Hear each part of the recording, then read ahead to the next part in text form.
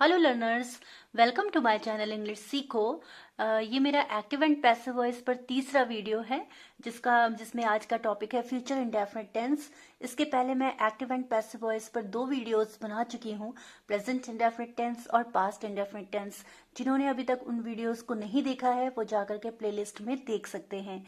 तो आज का हमारा टॉपिक है एक्टिव से पैसिव वॉइस में चेंज करना और टेंस है हमारा फ्यूचर इंडेफिनिट टेंस। इसके पहले कि हम शुरू करें तो हमें ये देखना चाहिए कि एक्टिव वॉइस में फ्यूचर इंडेफिनिट टेंस के जो सेंटेंसेस होते हैं उनका टाइप क्या होता है।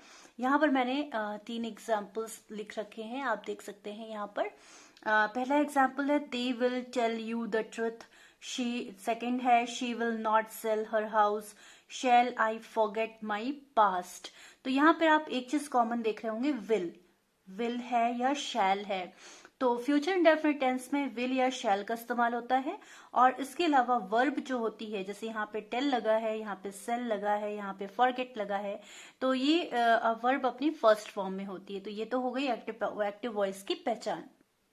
अब हम इसका रूल देख लेते हैं। पैसिव वॉइस में बदलने के लिए सबसे पहले हम लेंगे अफर्मेटिव सेंटेंसेस को। तो अफर्मेटिव सेंटेंसेस में जब हम पैसिव वॉइस बनाएंगे तो सबसे पहले हमें सब्जेक्ट चाहिए होगा। जो भी सेंटेंस का ऑब्जेक्ट होता है उसको हम सब्जेक्ट बना लेते हैं और उसके बाद विल या शैल में से एक चीज लगेगी according to the subject.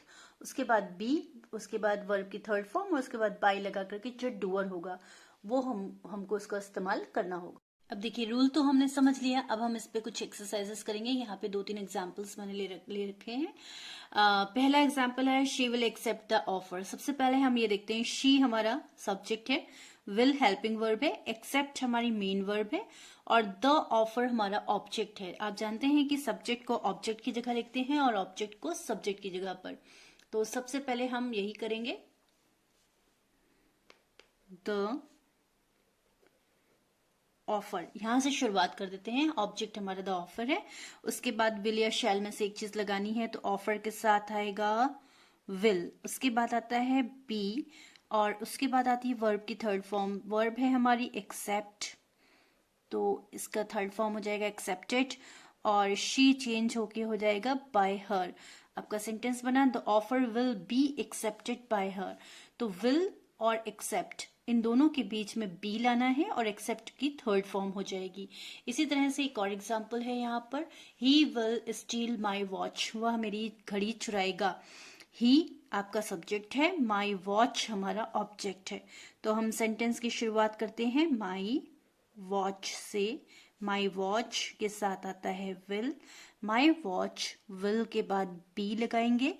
Steel की थर्ड फॉर्म होती है स्टोलन।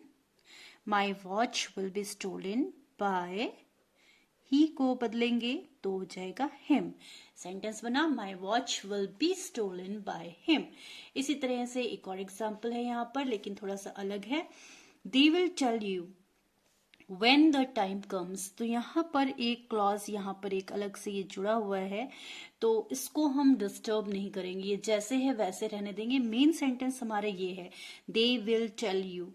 तो दे हमारा सब्जेक्ट है, विल हमारी हेल्पिंग वर्ब है, टेल हमारी मेन वर्ब है और यू हमारा ऑब्जेक्ट है। तो हमें इतने ही सेंटेंस का, सिर्फ इतने सेंटेंस का पैसिव वॉइस बनाना है और इसको हम रहने देंगे। तो आप शुरू करते हैं यहाँ से, यू के साथ विल आएगा, तो यू विल बी, टेल की third form told, you will be told by them. You will be told by them ऐच्छिक है, मतलब कि आप चाहें तो लिख सकते हैं, ना चाहें तो नहीं भी लिख सकते हैं। Comma when the time comes. तो आपने देखा यहाँ पर जो भी अलग से क्लॉज जुड़ी होती है उसको हमें डिस्टर्ब करने की जरूरत नहीं पड़ती है। तो ये था आपका अफर्मेटिव सेंटेंस। अब हम दूसरे टाइप के सेंटेंसेस यहाँ पर देखेंगे पैसिव वॉइस में, नेगेटिव सेंटेंसेस। नेगेटिव सेंटेंसेस में आपको सब्जेक्ट का इस्तेमाल करना है, विल या शैल का इस्तेमाल करना है, बी का भी इस्तेमाल करना है, वर्ब की थर्ड फॉर्म भी आएगी, मगर नॉट का इस्तेमाल कहाँ पर होगा ये बहुत जरूरी है। अक्सर बच्चे क्या करते हैं, विल या शैल के बाद बी लगाते हैं और उसके बाद नॉट लगाते हैं। तो इस बात का आप बहुत विशेष तौर पे ध्यान रखिएगा कि विल और शैल हेल्पिंग वर्ब के जस्ट बाद नॉट आ जाएगा। देखते हैं यहाँ पे कुछ कुछ एग्जाम्पल्स मैंने लिख रखे हैं।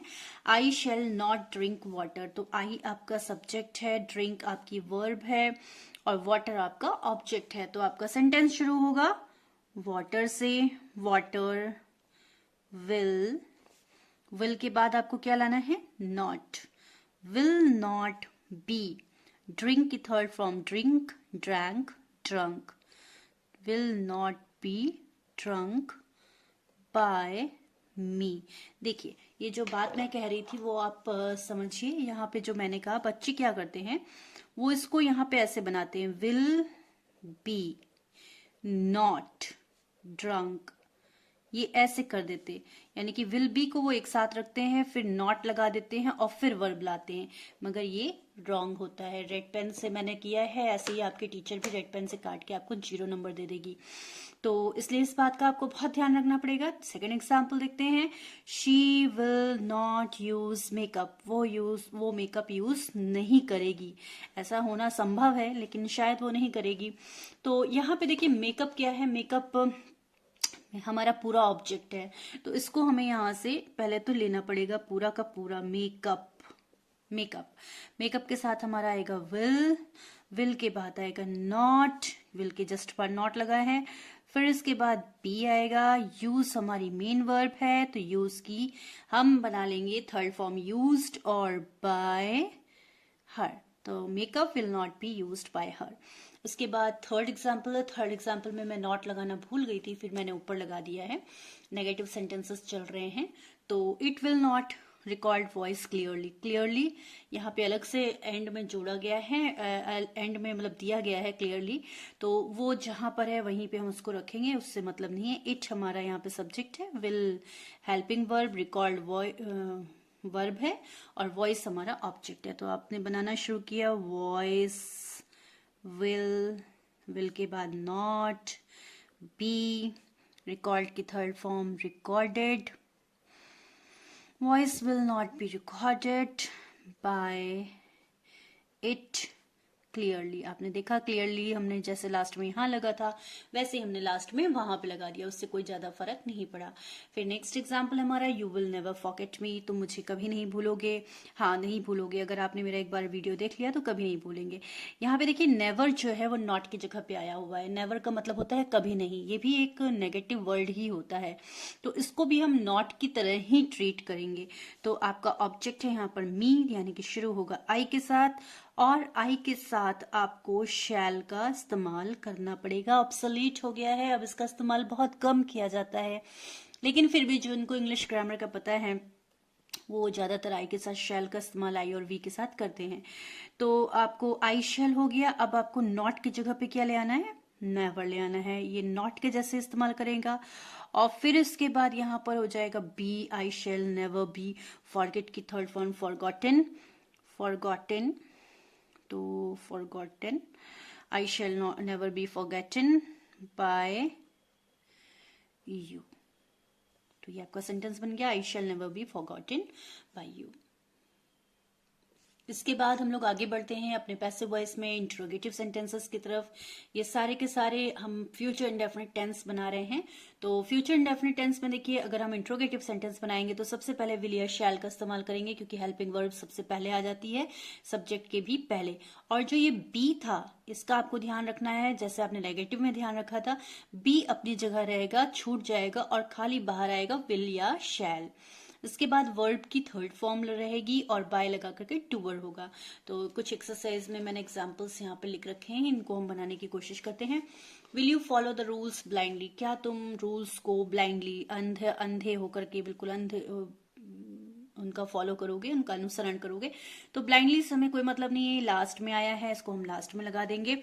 अब हमको बनाना कैसे है, यहाँ पे देखिए थोड़ा क्या होता है, जैसे इंट्रोगेटिव सेंटेंसेस आते हैं बच्चे डर जाते हैं, तो इसमें आपको डरने की जरूरत नहीं है। आप अपना अपना काम करते रहिए, जैसे कि आपको सब्जेक्ट मालूम होना चाहिए, आपको वर्ब मालूम होनी चाहिए और आपको ऑब्जेक्ट मालूम होना चाहिए। तो ऑब्जेक्ट आपका क्या है? द रूल्स है।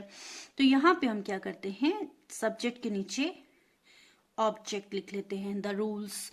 फॉलो की थर्ड फॉर्म फॉलोड होती है, और द रूल्स के नीचे आप यहाँ पर मान लीजिए कि बाय यू आप लगा लेते हैं ब्लाइंडली, आपको ऐसे ही उतार लेना है तो आप ब्लाइंडली यूं ही उतार लीजिए, क्वेश्चन मार्क यूं ही उतार लीजिए।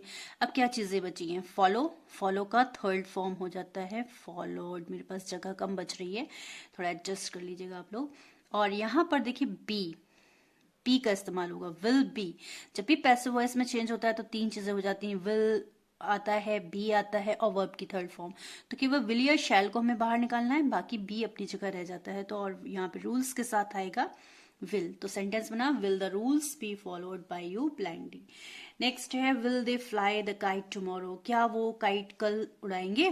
तो टुमारो जहां पे लिखा है, टुमारो सबसे लास्ट में आएगा, उसकी जरूरत नहीं है। यहाँ पे दे आपका सब्जेक्ट है, फ्लाई वर्ब है, द काइट आपका ऑब्जेक्ट है। तो आप शुरू करिए, the kite, the kite, the kite के साथ क्या आएगा, विल आएगा, तो विल लगा लीजिए। बी आपका छूटा हुआ है, बी यहाँ पे लगा लीजिए। फ्लाई की थर्ड फॉर्म होती है फ्लॉन, तो फ्लॉन लगा दीजिए। Will the kite be flown by them tomorrow. तो यहाँ पर टाइम के को बताने के लिए ये शब्द था, तो उसको हमने वैसे के वैसा ही लिख दिया है। फिर यहाँ पे और भी एग्जाम्पल्स मैंने ले रखे हैं, काफी टिपिकल एग्जाम्पल्स हैं। धीरे धीरे आप देख रहे हैं लेवल इसका बढ़ रहा है। तो देखिए यहाँ पे अब की बार WH वर्ड आया है, व्हेन आया है, will you find a job, तुम कब एक नौकरी ढूंढोगे। जब पढ़ोगे लिखोगे तभी तो नौकरी ढूंढोगे, पढ़ोगे लिखोगे नहीं तो नौकरी कहाँ से ढूंढोगे। When will you find a job, तो when जो है इससे WH वर्ड से डरना नहीं है, जहां लिखा है वहीं उतार दीजिए। बाकी आपका क्या बचा, will you find a job, तो यू के नीचे आप यहाँ पे और जॉब ले आइए, और जॉब के साथ विल आएगा तो विल ले आइए। यहाँ पे बी आपका बचेगा, बी फाइंड की थर्ड फॉर्म होती है फाउंड, और when will a job be found by you. अब यहाँ पे देख रहे होंगे कि मैंने सारी वर्ब्स जो हैं वो बहुत ही टिपिकल वर्ब्स ली हैं, जिनके की वर्ब के थर्ड फॉर्म्स जो होते हैं वो बिल्कुल डिफरेंट होते हैं। फिर इसके बाद एक और वर्ब है यहाँ, एक और सेंटेंस है यहाँ पे, how shall I not accept the offer. ये आपका इंट्रोगेटिव नेगेटिव सेंटेंस है, यानी कि इंट्रोगेटिव भी है और इसमें नेगेटिव भी है। तो यहाँ पे फिर से हमें घबराना नहीं है, हाउ जहाँ पे है उनको वैसे के वैसे उतार लीजिए। फिर इसके बाद आपका शेल बचा, आई बचा, नॉट बचा, एक्सेप्ट द ऑफर। तो द ऑफर हमारा ऑब्जेक्ट है, तो हम द ऑफर को आई के नीचे लिख लेते हैं, जहाँ पे हमको सब्जेक्ट के नीचे ऑब्जेक्ट ले आना होता है। द ऑफर हो गया, द ऑफर के साथ शेल नहीं आएगा, क्योंकि शेल किसके साथ जाता है, आई के साथ, तो आई हो गया। अब will the offer not, not को अपनी जगह रहने दीजिए, और एक्सेप्ट के पहले बी आएगा, ये ध्यान रखिएगा, क्योंकि विल आता है, फिर सब्जेक्ट आता है, उसके बाद ही नॉट आता है। तो not be accepted, how will the offer not be accepted by me, कैसे, अच्छा ऑफर अगर मिलेगा तो मैं कैसे एक्सेप्ट नहीं करूंगा। फिर एक और बहुत ही बड़ी एग्जांपल है यहाँ पर, who will open the gate. पहले भी मैंने समझाया आपको, हु को देखते ही घबराना नहीं है, हु को देखते ही आपको लगा देना है बाय हुम, हो गया। By whom will open the gate, open verb है, गेट आपका क्या है, ऑब्जेक्ट। तो ये हो गया आपका gate, by whom the gate हो गया।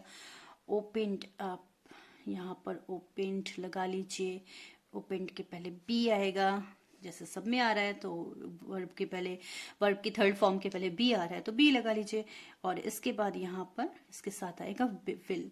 तो by whom will the gate be open. तो ये हमारा मेरा आखिरी एग्जाम्पल था फ्यूचर इंडेफिनिट टेंस का। तो ये सारे सेंटेंसेस को हमने बदलना सीखा एक्टिव से पैसिव वॉइस में, और मुझे आशा है, आई होप कि आपको अच्छे से समझ में आया है। नहीं समझ में आया है, कोई कंफ्यूजन है, तो आप यहाँ कमेंट बॉक्स में मुझसे पूछ सकते हैं, मैं उसका जवाब जरूर दूंगी। तब तक पढ़ते रहिए, हैप्पी लर्निंग।